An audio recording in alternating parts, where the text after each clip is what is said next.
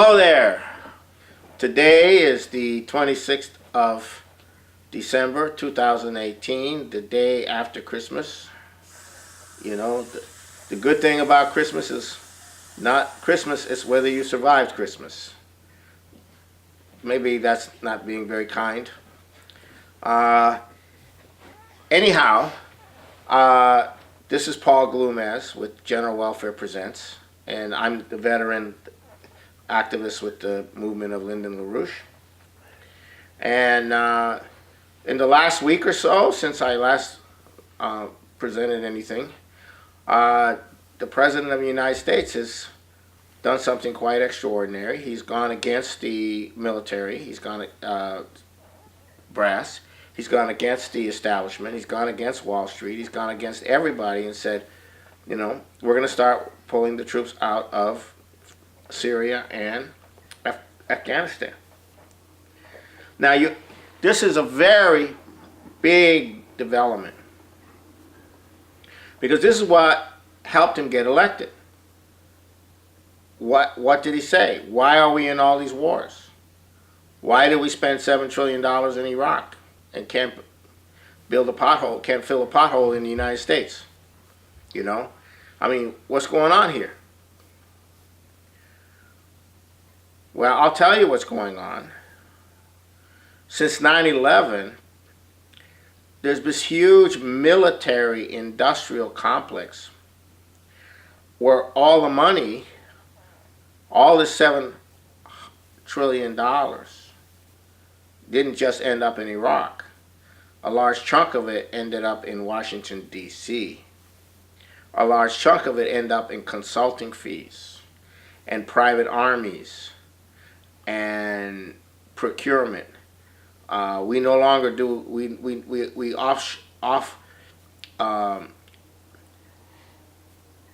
contract out procurement to the private sector more and more and more. It used to be more, you know, it used to be just contracting the manufacturing of but now we contract everything, the services, the food services, everything. It's a huge operation. It's no longer done by the military. It's done to make the private sector have access to the military budget. So it's a lot more expensive than having the military do all of the work that they used to do. Now you have the private contractors. And the guy who pioneered this was Dick Cheney when he was Defense Secretary under George Bush. And he's Mr. Halliburton. Right, he left the Defense Secretary and joined Halliburton. And then he became Vice President after that. And you got to understand, the Halliburton became, all these companies, everything got outsourced. Everything. So what is the military doing? Well, it's an excuse to have this huge structure, right? But it's not doing anything. The Russians are beating our ass on advanced weapon systems, and they're spending 1/20 or 1/10 of what we're spending on our military. They don't outsource. They go for what, you know, they don't have troops deployed all over the world in hundreds of bases. They're not, you know, they're not involved in every country in the world, right? This is a huge, huge expense.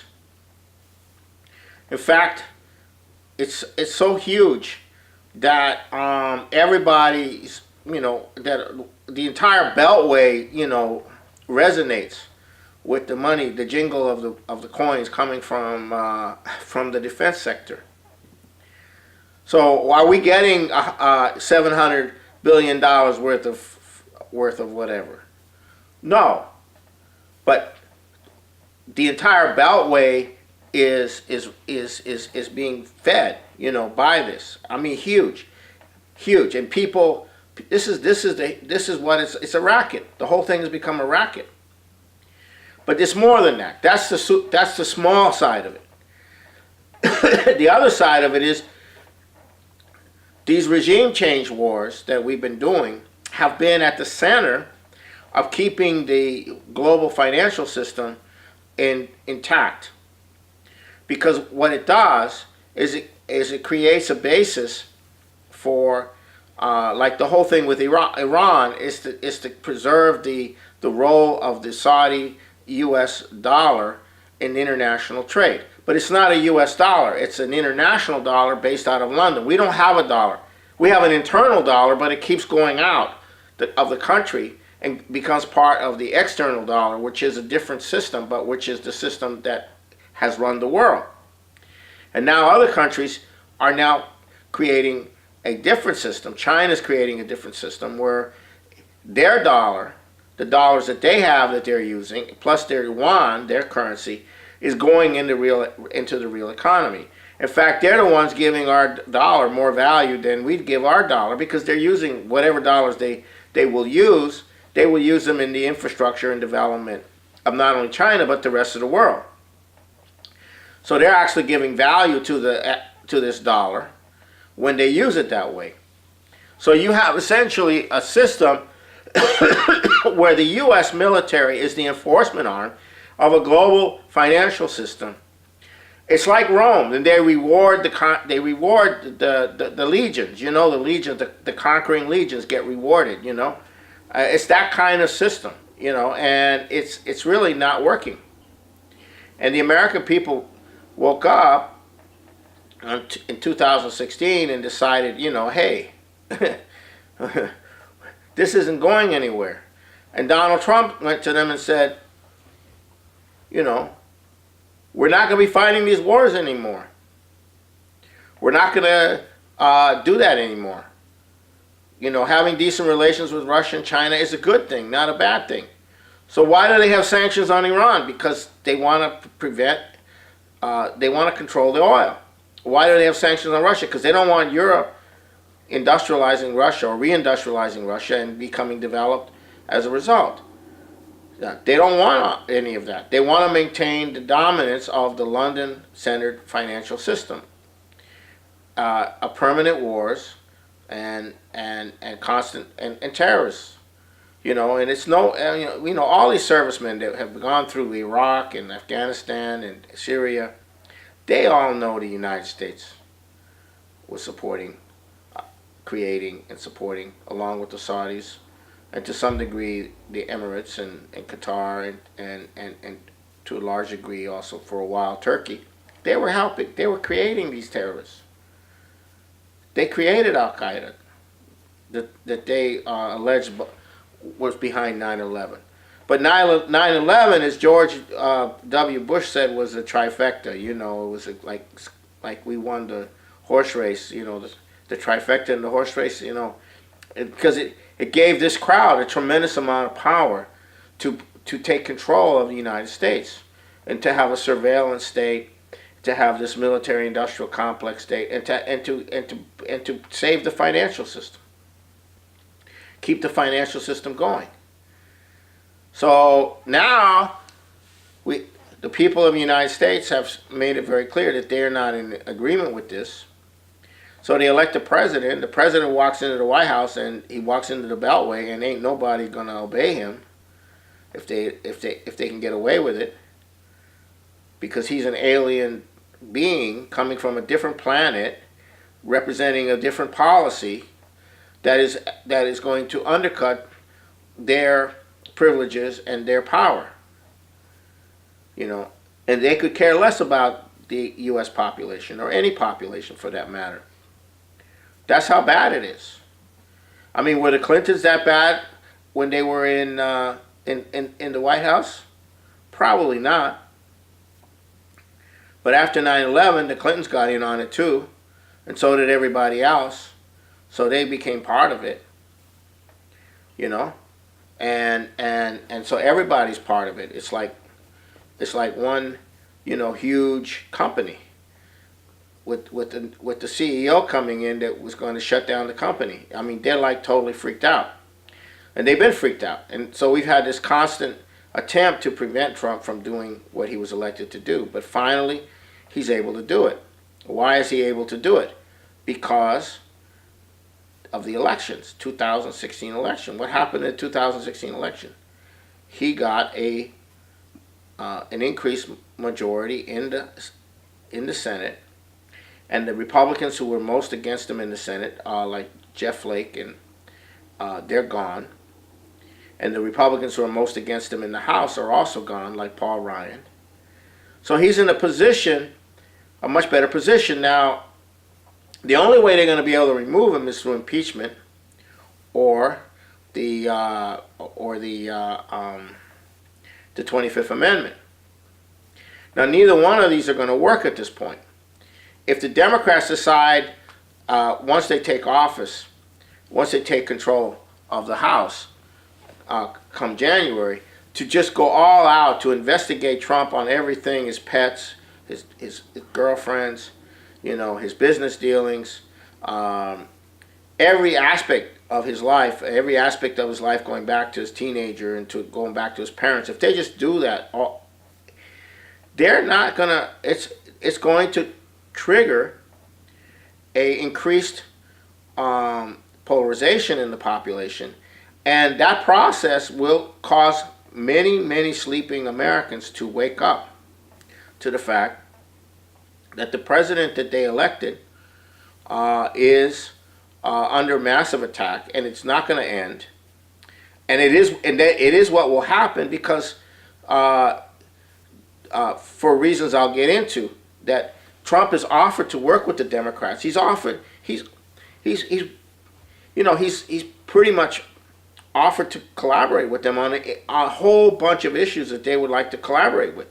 But they have a much more sympathetic, the Democratic Congress has a much more sympathetic president than Obama was. Obama never did anything the Democrats wanted. He always worked with the Republicans against the Democrats, right? But they were scared of Obama. So they went along with Obama because they're frightened, because Obama represented the establishment institutions of the British Empire and the military-industrial complex and the Green Agenda and everything, and he had a lot of muscle behind him, including assassinations.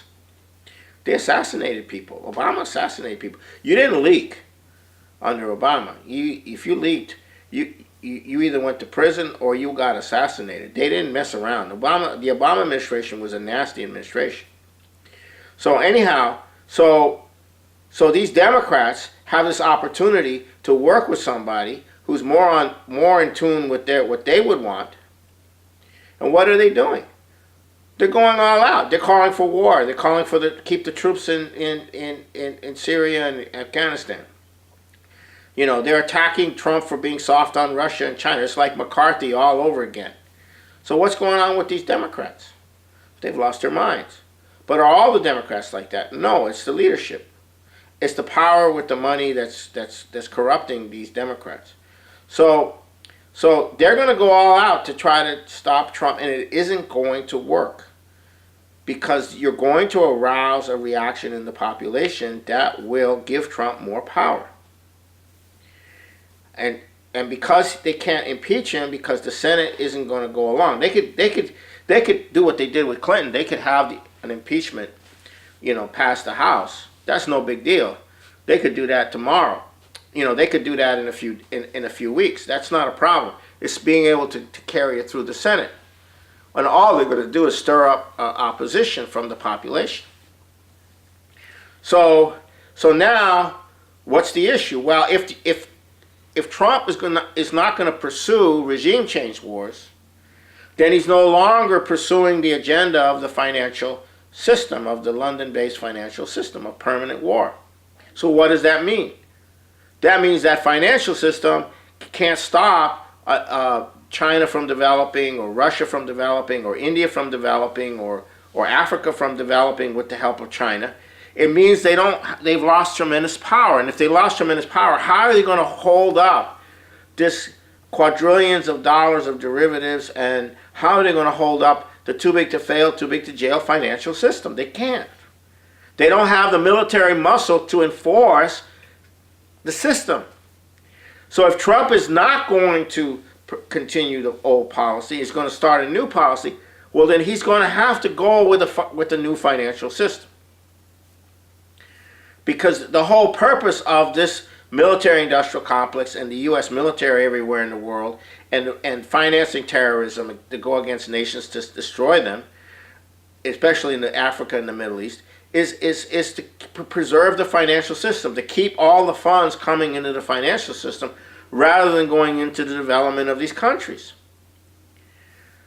So if he's not going to do that, then he is really a bad guy. He has to, we can't have that. He's threatening the whole system. He's threatening to collapse the whole system. We have a mad lunatic in the White House. That's what's going on. That's what's going on in the Beltway. Whoa! Whoa! He's out of control. Whoa! This is what's happening. That's what you're seeing. He's out of control. You're damn straight he's out of control. You better believe he's out of control. But he's going to have to work with the China, especially on a new financial system, with Russia, and they got to bring India in, and Japan, and that's the only way. So that's implied in this pullout. It's implied that you're going to have to deal with the consequences of abandoning the policy for which these regime change wars were a part of. So that's essentially what's going on right now. And it's a freak out. It's the freak out of freakouts that's going on right now. And then so the whole issue of the wall is all you hear. The wall. The wall. Yeah, that's not the wall I'm for. I'm for the wall between the commercial banking system and the investment. We need a wall between those guys so that we can keep our funds internally and use it to develop. Now, as far as the idea of the wall goes, I'm not opposed to the wall. It's in and of itself. It is a symbol, but also it is what people voted for, and therefore Trump has to deliver, and that's why he has to do what he's doing. He can't just walk away from that. He promised a wall. He's going to deliver a wall, and it's going to be a huge wall, and it's going to put a lot of people to work, and it may very well deter not so much people coming across the border, individuals coming across the border, but the organized criminal element from controlling the border. There's a difference between somebody managing to climb a fence and get over the fence or something like that, or maybe somebody manages somehow to get over the wall. That's a very different thing than human trafficking, the coyotes, the drugs, the organized criminal networks that are completely enmeshed in the porous border situation.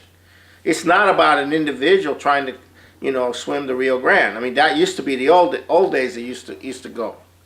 Now, there's something else that people are not aware of, and this is going to come up with respect to that situation, and that is you have another Trump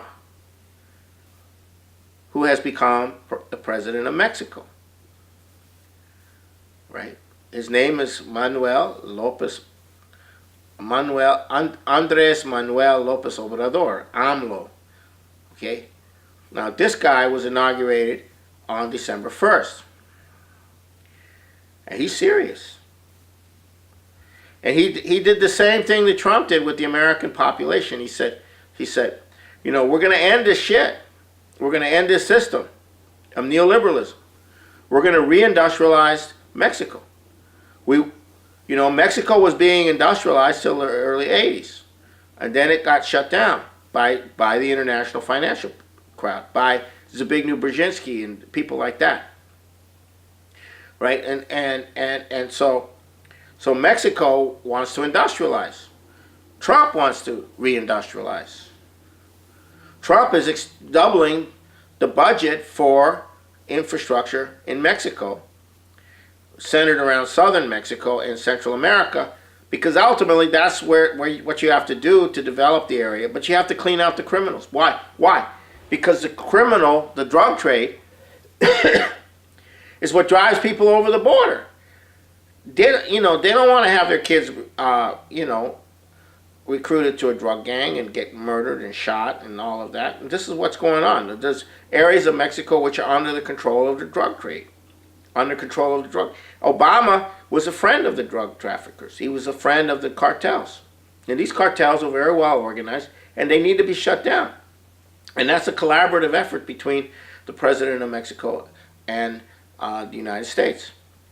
The other thing is Mexico is going to be working with the Chinese to also build massive infrastructure in the southern part of Mexico. So the U.S. is going to be working with Mexico to develop infrastructure. China is going to be working with Mexico to develop infrastructure. And there's no Obama to tell the former Mexican president, he couldn't have the Chinese build a railway system. That doesn't exist anymore. So everything is shifting. It's shifting in Europe. Everything is shifting. But the big banana is the financial system, and it is getting ugly. And you haven't seen anything yet. And it ain't the stock market. The stock market is nothing compared to the corporate debt bubble. And that's nothing compared to the derivatives. And they're all triggers of each other. And sooner or later, the crisis is going to come. And then Donald Trump, if he's the president, and he has an idea of what has to be done, the way LaRouche has laid out over the last decades, then we got a deal. We got a president who's going to move. And he's going to move on the international level to work out agreements with China, with a new agreement among nations. But then he's got to move on a domestic level to demand that the Congress carry out the reorganization of new banking laws, Glass-Steagall, restore Glass-Steagall, and an end to the Dodd-Frank system, and a credit system to provide credit for the economy, for the development. And it's all got to be coordinated and centralized and organized. And that's where that has to be put together. And that has to be done. Because if you're not going to go with nuclear war, if you're not going to go with regime change war, well, this is what you have to do. You have to go in this direction. Now, there's also something that I should mention that is very significant. And this is a big poison pill. It's huge. It's one of the biggest psychological, spiritual poison pill that's ever been created in the human race. Okay? And you saw this in the meeting between Trump, Pelosi, and Schumer. Pelosi and Schumer said, we want a green infrastructure program. We want a green deal. Not a real infrastructure, but an environmentalist one. Now, the environmentalist one is genocide. It's destructive. Solar, wind, and all this stuff means no energy. Or very little energy. It's a total waste. This is what they're discovering in Germany right now, which had the lowest energy prices. They now have the highest energy prices. This is what they're discovering in Canada and Ontario, where they, everywhere where they've done this green thing, it's been a disaster. It can only work if you subsidize it, and you have to tax it. It's like the military-industrial complex, only worse. It's a drain. And this is what Schumer and Pelosi said that was their program. Well, let me tell you something. That is terrible. Because what is this green agenda? What is this green agenda? It's an attempt to bludgeon the population into submission by getting them to feel guilty about the very fact that they exist. You're hurting the planet. And we have a horrible situation with this because the only person challenging this whole climate change fraud is Donald Trump. No Republican has really come out and got on the bandwagon and started swinging against the green agenda. They're too scared. They're too cowed by what's been by this whole propaganda, this whole brainwashing that's been created. But we have a president who is actually going against it publicly. and not buying it. I mean, this is incredible, but this is a poison pill. It's huge, and the worst is for the younger generation, people who are growing up now, people who are 18, 19, 20. All they know from what they've learned in school is that human beings are bad because they hurt the environment. So they're walking around with a guilt trip before they even get started in life, that their very existence is they should feel guilty about. That is not a good thing for our society, and we will not survive if that continues. So this is another area where we have to really go hard to change. It is very important that people understand that you can get a hold of me by the email, by phone, and also we have meetings every 2 weeks. And our next meeting will be in January, the first Saturday in January. So we are gathered here in front of the FBI headquarters. The FBI, according to former Senator Bob Graham, who was the chair of the 9/11 Commission report, the FBI actively suppressed the evidence of Saudi involvement in 9/11, actively lied, not just covered up, but actively lied. And we are at a turning point in our nation because we have to change our nation. We have to change our society if we're going to survive. And part of doing that is to see to it that the 9/11, the 28 pages of the 9/11 Commission report reach the public, which is currently being classified. And if you do that, you will begin to unravel the criminal element that has been at the core of our destruction as a nation, which is the Federal Bureau of Investigation.